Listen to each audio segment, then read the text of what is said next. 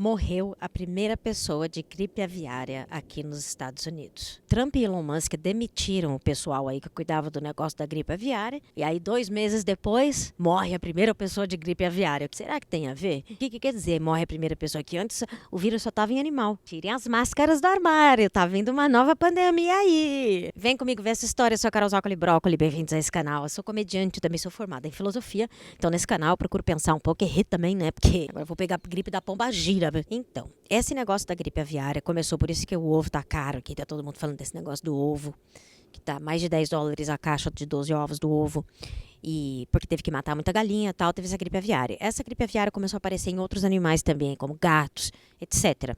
E vamos ver aqui um vídeo onde tem uma explicação bem legal, um vídeo curto de 5 minutos, a legenda tá bem boa, grande, e vamos ver aqui essa explicação, que tá bem boa. Hey everyone, welcome to the show. I have some concerning news to share. So scientists are warning that the H5N1 virus, which is the bird flu virus, this is likely far more widespread than what's previously been known or previously been reported. So they had recently identified a genetic mutation in 4 herds of dairy cows. These were found in Idaho and in California. These were different strains, though, in each state. So what they do know is that this is mutating. This virus is mutating. And so far, they say that 70 humans have been infected. 1 person has died from it. They say a total of 985 dairy herds have been infected. Not dairy cows, not 985 cows, 985 dairy herds. And this is throughout the country. But 754 of these herds were in California. And a Wisconsin infectious disease expert said, quote, "That is the mutation found in the first human case, which was extremely pathogenic in ferrets. Finding the same mutation in cows is significant." So the expert apparently had conducted tests on ferrets last year. And what they found is that these ferrets could transmit the virus via respiratory droplets. So by breathing out and droplets, reaching another ferret in their vicinity. And they said that it killed 100% of the infected ferrets. So very scary stuff. The dairy worker, or there was a dairy worker, I should say, that was infected about a year ago. Their only sign was an eye infection. So this person had no fever, no respiratory symptoms. Other people, though, have been hospitalized. So it is affecting different people differently, just as we saw with the coronavirus.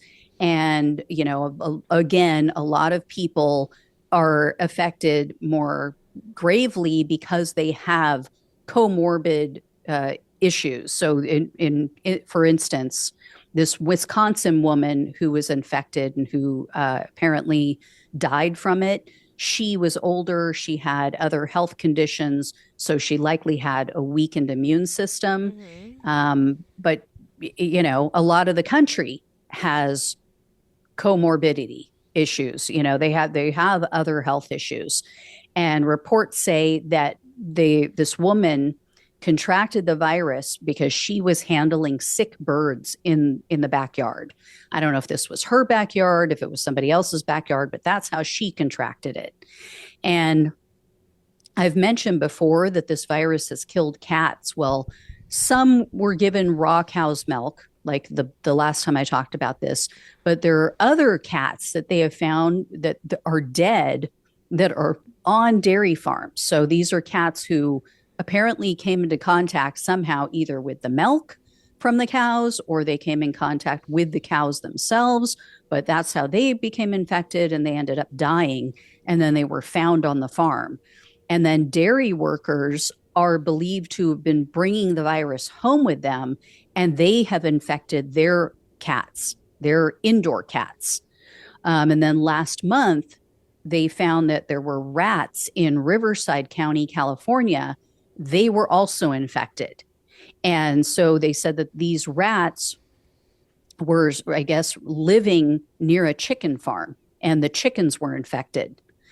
So this is especially concerning because obviously, the chickens can't get out and get out to the general public. The cows can't get out and get to the general public, but the rats can. The rats can pick it up on dairy farms, on chicken farms, and then the rats can get into people's homes and they can spread the virus, if not to people, to their pets. So this is very concerning. It is now crossing species. It is now becoming more widespread. Why we're not seeing more about this on the general news, I don't know, but it is something to be aware of. So I wanted to bring you guys this information so you're aware. Maybe safeguard your home against mice and rats just in case, just to be safe, because you don't want to get it, but you don't want your cats or your dogs or any other pets that you have to maybe come in contact with this. And I would think, dogs and cats are the ones that are most at risk because they're going to try to chase the rats and the mice, whether they eat them or they just play with them until they die. I mean, they can get sick. So be aware. All right, guys, thank you all so much for watching and listening. Please like, please share. Bom, gente, assim, inacreditável, né? É inacreditável. A humanidade, ela encontra a tecnologia, mas aí coloca no poder umas anta que não usam a tecnologia para resolver os problemas, gente. Morreu uma criança de sarampo. Vocês estão sabendo dessa história? Que teve uma onda de sarampo aqui, porque tem uma onda de antivacina no sul dos Estados Unidos. E aí morreu uma criança aqui, tava um surto de sarampo horrível. E o ministro da saúde do Trump é antivacina. Ele é líder de um movimento antivacina, para vocês terem uma ideia. E aí, no começo, ele estava falando, gente, todo ano tem onda de sarampo, tá tudo bem, tá tudo bem.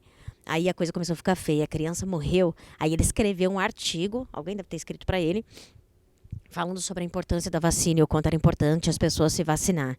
Ele ficou com medo, o Kennedy lá. É inacreditável. As pessoas que têm uma visão de contexto, de como que o social pode funcionar melhor, como que a gente pode resolver os problemas.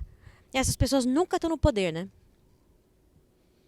Então não adianta. Essas pessoas constroem o mundo e vem os filha da puta dos narcisistas, sociopata e psicopata e destrói tudo.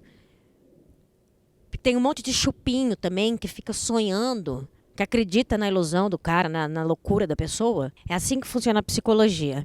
A pessoa votou no Trump porque ela acha o Trump foda. Ele fala mesmo, ele fala na cara. E essa pessoa, ela não pode falar na cara. Essa coisa que ele gosta no Trump, que é essa agressividade, é esse foda-se pra todo mundo, ele vai usar na vida dele. Né? Ele vai usar, por exemplo, se for um homem, vai usar pra desrespeitar a esposa e tal. Porque você apoiar o bully é que você também participa um pouquinho do bullying, né? É o famoso gozar com o pau dos outros. Desculpa o vocabulário, gente. Mas é muito difícil não falar palavrão numa situação dessa, né? Que a gente se encontra. Então, gente, eu não quero nem saber. Se tiver outra pandemia, eu vou ser a primeira a morrer, tá? Porque esse negócio aí já é respiratório também. Eu tenho asma. Eu passei essa pandemia inteira com o cu na mão, enfiada dentro de casa. Agora, meu amigo, tô indo, jirico a cara. Tchau. É pra lá que eu vou. Se vocês quiserem comigo, a gente faz uma comunidade cercada ali. Ninguém entra, ninguém sai. É a Brocolândia. Vamos fazer em Jericoacoara, gente. O que vocês acham se tiver outra pandemia? Pelo amor de Deus, né, gente? Eu fico por aqui. Eu sou a Carol Zócoli Brócoli. Se você quiser aprender a fazer stand-up, eu tenho um curso online na Hotmart. O link tá abaixo aqui na descrição.